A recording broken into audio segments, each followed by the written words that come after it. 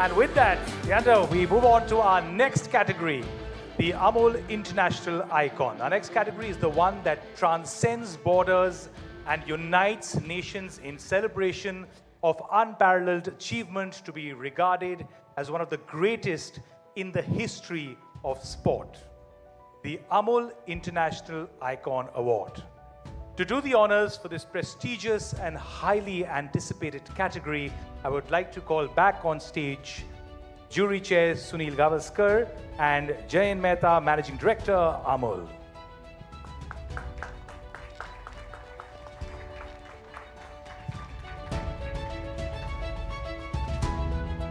Ladies and gentlemen, it doesn't get any bigger than this. It is the Amul International Icon. And the winner is Muthiah Muralitharan. Let's celebrate him. We have a legend among us, and we're going to play. Congratulations, sir.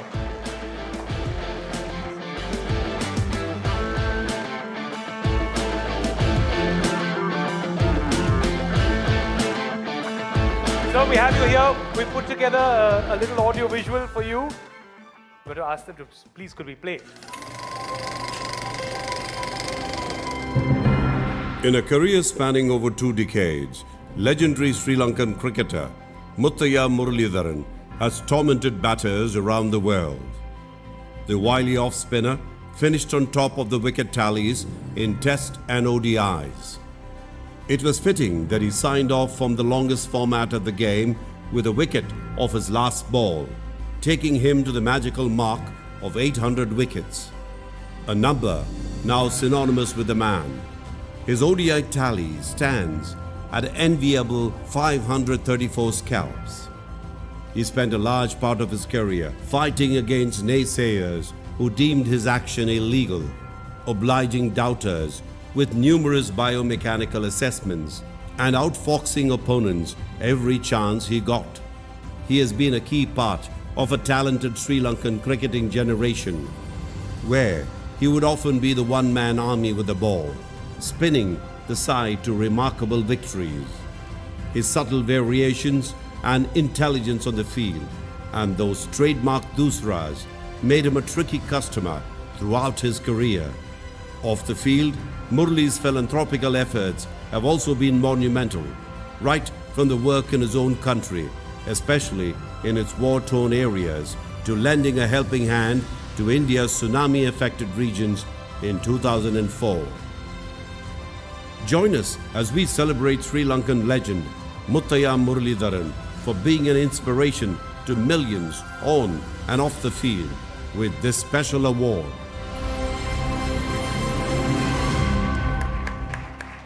Just doesn't get bigger and better than this. Thank you so much for being here. What a pleasure. And Leander, amidst the aura of all you legends, I can't wait for you guys to have that chat. The award first.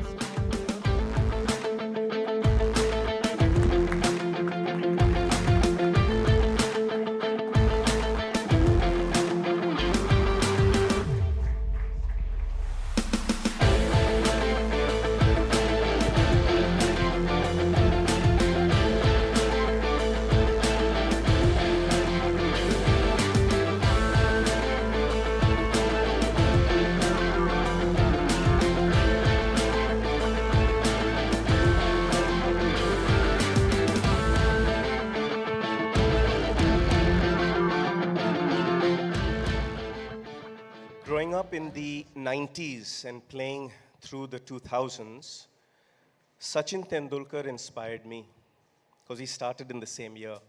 Vishwanath Anand inspired me because he started in the same year. One of the biggest reasons I became an athlete is the young champion standing right next to you, Sunil Gavaskar. He's my hero.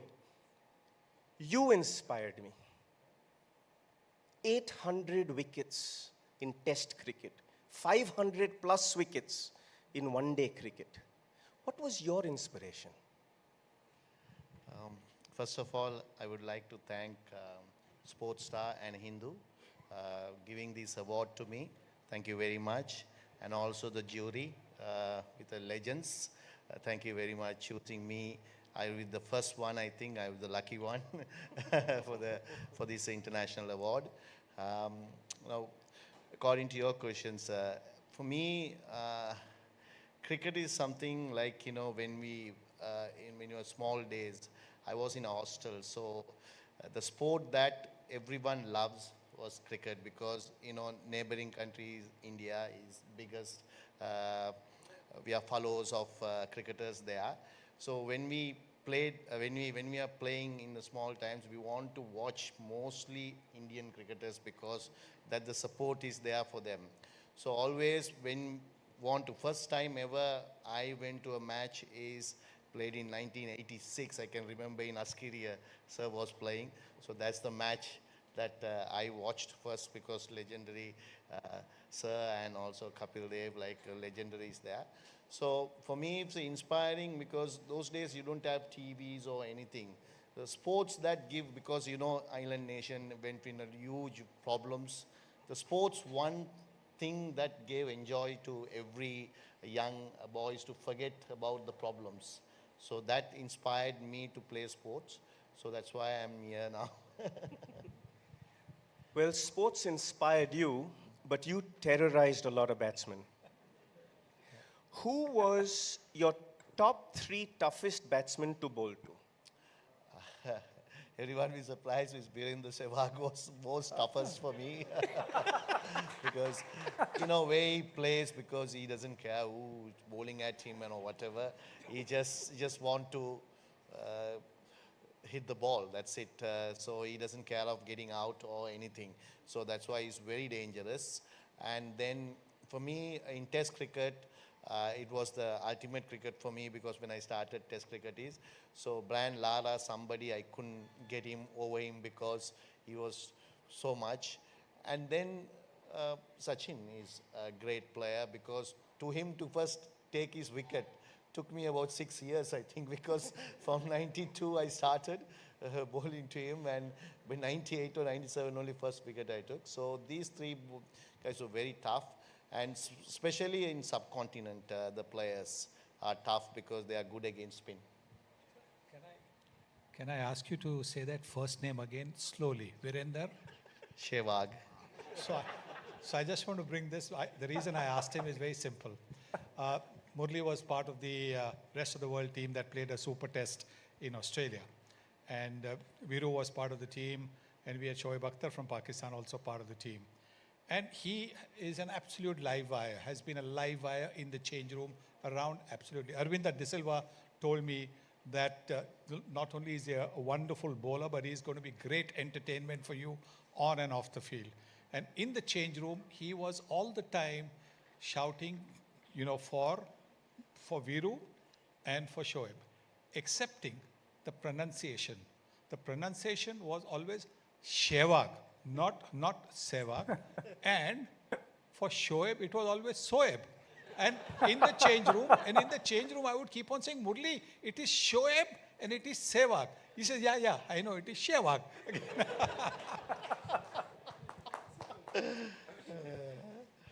So one of the reasons that I have always been the greatest fan of Sunny sir is because he took on the West Indies cricket team, the bowling attack from the West Indies, without a helmet. Yeah, that was great because I think it's, see nowadays if you see everyone wear helmets. So I was seeing him wearing not like a hat and in between maybe a cover. It's not that a bigger cover because it's like a helmet but doesn't. But playing against those bowlers who are much dangerous than these kind of bowlers, and also wickets are lively than nowadays cricket because they didn't have heavy rollers like, those days. So now they put the heavy rollers and make it flat. So those days it was lively. So it was dangerous because you see Michael holding Ghana and coming like 7 foot coming at that pace and way. So that was tremendous because those days players, because I'm not putting down any modern day cricketers because those days you don't have a helmet. So your life is always when you go to bat, life is in dangerous because they don't understand. So those days didn't understood. Nobody understood what. Now if you see a ball, it's the helmet even concentration, you have to stop the game, right? That kind of. Those days I have seen it was sometimes hitting the hair, it's bleeding, and then again they come and play again. So that's kind of so that was a tough time because the players had harder time because the facilities are not there. And also I am also little part of it 90s. 90s also little similar, but 80s and 70s are very dangerous when the West Indies was in the prime time. So it was hard. So hats off to sir because getting those hundreds against them in West Indies, especially against attacks like that, something unbelievable, I could say, in cricket. So indeed, hats off to Sunny sir for facing that bowling attack of the West Indies. But the reason that I'm his biggest fan was not only because he didn't play with a helmet, because he's the most thorough gentleman that has ever graced the cricket field, in my humble opinion. Likewise, I'm your fan, because I'm going to narrate a little story and ask you a question. Okay. There was a letter sent to the Hindu office addressed to Mr. N. Ram. And the Hindu office got one of my favorite journalists, Nirmal Shekhar, may his soul rest in peace, to actually follow it up. And Mr. Nirmal Shekhar followed this letter up, and there were many pages of it. And it was actually the report that came from the analyst on your bowling action. And when they followed this up, they found that the address that it was sent from did not exist. They also looked at that envelope and it said anonymous. So Mr. Nirmal Shekhar followed it up and called the gentleman, no names taken, who was the analyst who signed your action. And he then, when Nirmal Shekhar read out the first 2 paragraphs of this report, he said, yes, by the sounds of it, it is my report. The reason you're a hero to me is the way you conducted yourself as a thorough gentleman through that whole period. My question to you is, how tough was that, and what inspired you to keep going? See, it was very tough, but thing is, you can't do anything from beyond anything because you need the support of others. So luckily, I had the captain who put his cricketing career inside and supported me. He thought I'm not doing anything wrong. And also what sir says correct, because you became legends, but you should not forget what you are given you, the foundation, so institute, so that Sri Lanka cricket also support. And being a Tamil, because it's a war at the time and peak of the war, and still the Sri Lankans who were there, they didn't think about, the sport doesn't think about religion or anything. So whole country backed me. So that gave me a belief that everyone is backing me. So that's why I could go forward. Because you're saying that is tough. I was inspired by the young girl that's 16 years old, archery.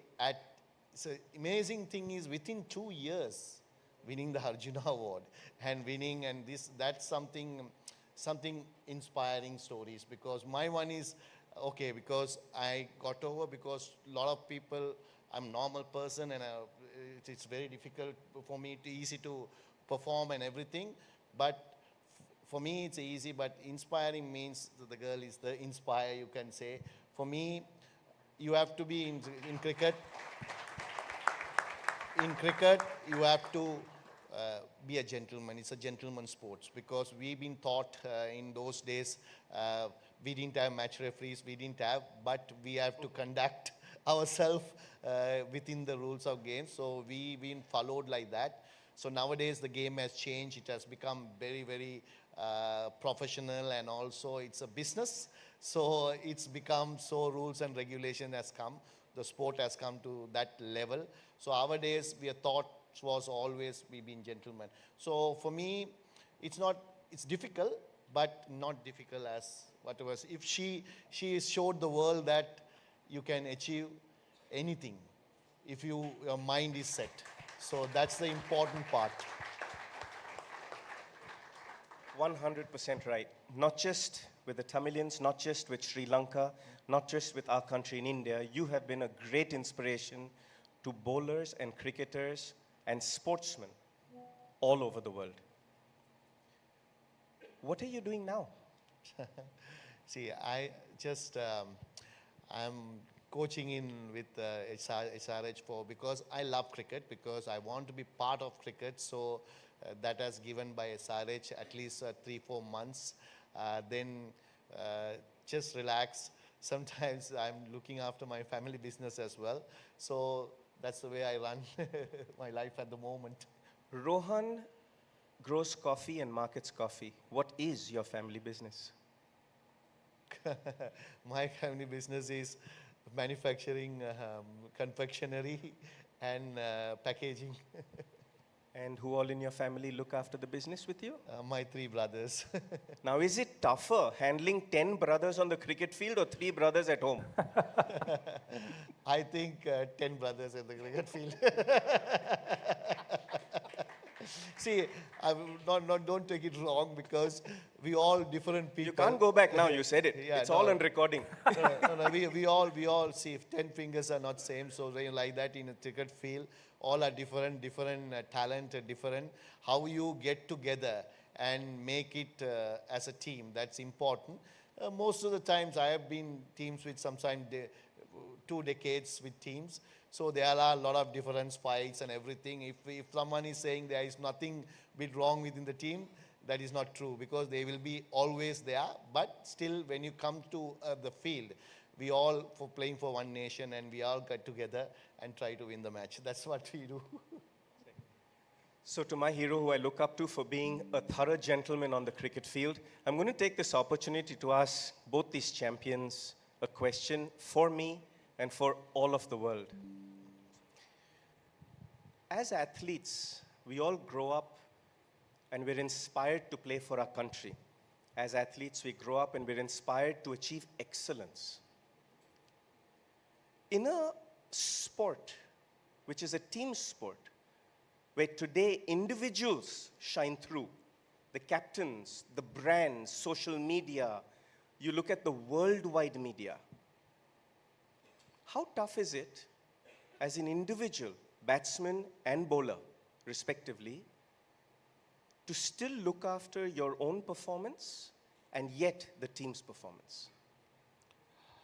I think as long as you recognize the fact that the team always comes first, then you play according to the needs of the situation, whether you're a batter or a bowler. As a bowler also, there are bowlers who might be giving the ball a lot of air. I'm talking about spinners, but in maybe limited overs cricket, you might have to bowl a little flatter. You might have to, the variety that you have otherwise in test cricket, you might have to use differently.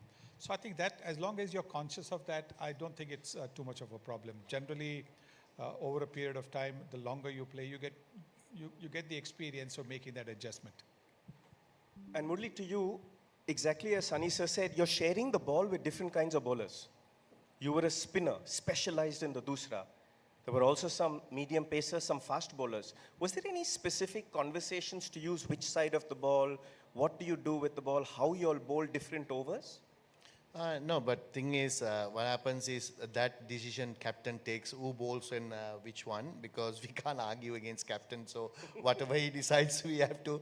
So when I prefer sometimes, like, bowling with a faster bowler, like a Chaminda Was at the end, because the reason is 2 things happens, because you have to keep tight both ends, then only the wickets will come. Because if one person leaks runs, then other person also won't get wickets. So Was is something I can comfortably believe that he can keep one end tight.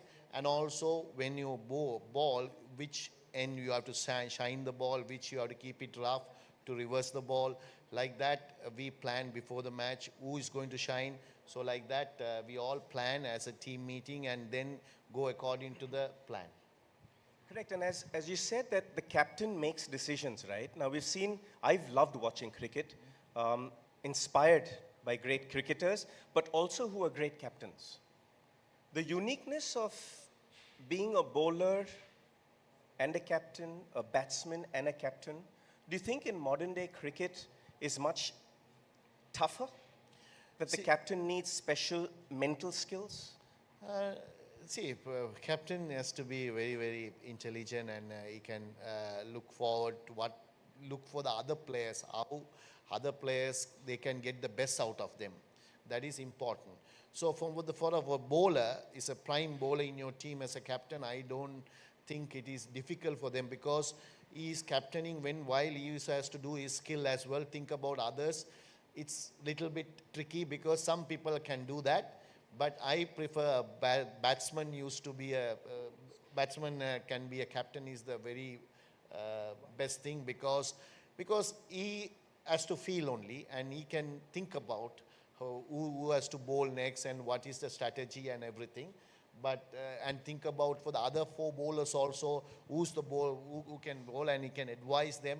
So he has the mind. So if I'm a captain, I'm bowling, I will think only how am I going to get him out now. So I won't think about for other person. So then it's lack of this. When you're batting, you just bat according to react to the ball. You don't So you're have to saying do it's anything. easier to be a batsman? Has to be if I am a selector, I always become captain as a batsman. Sorry. That's always. I don't know, sir. I don't, sir. Sunny sir, I'm going to come to you because not only you led the team amazingly as a captain, your eloquence, your education, your travel of the world, leading from the front as an opening bat. It takes a special person to be a captain, doesn't it? Yes, I think you've got to be, first and foremost, you've got to be a certainty in the team. You can't have a player who's not a certainty in the team.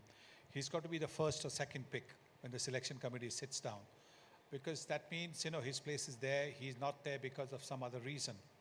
And so he can then inspire and ask the others to do what he thinks is best for the team. So that is most important. If you look at captains all around, you'll find that they are certainties. And once you're a certainty, it gives you that confidence, to be able to talk to your team in a particular way, ask them to go a little above the expected and beyond the expected to try and give the best for the team. I'm going to go a little off the script because as a young boy growing up in Madras back then, it was my dream to get onto the first Sportstar cover. As a young boy growing up, I always wanted to be on an Amul ad. I think when you make it on an Amul ad and you make it on a Sportstar cover, you've made it.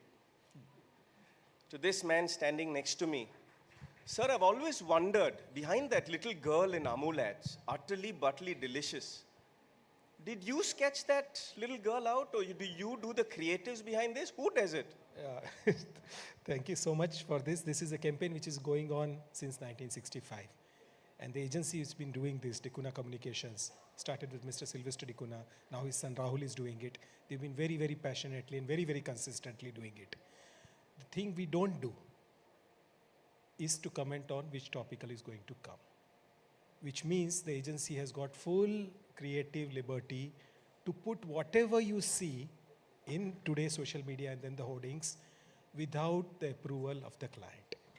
So this is the uniqueness of this campaign. I don't think any client anywhere in the world would release an advertising campaign without his or her stamp of approval.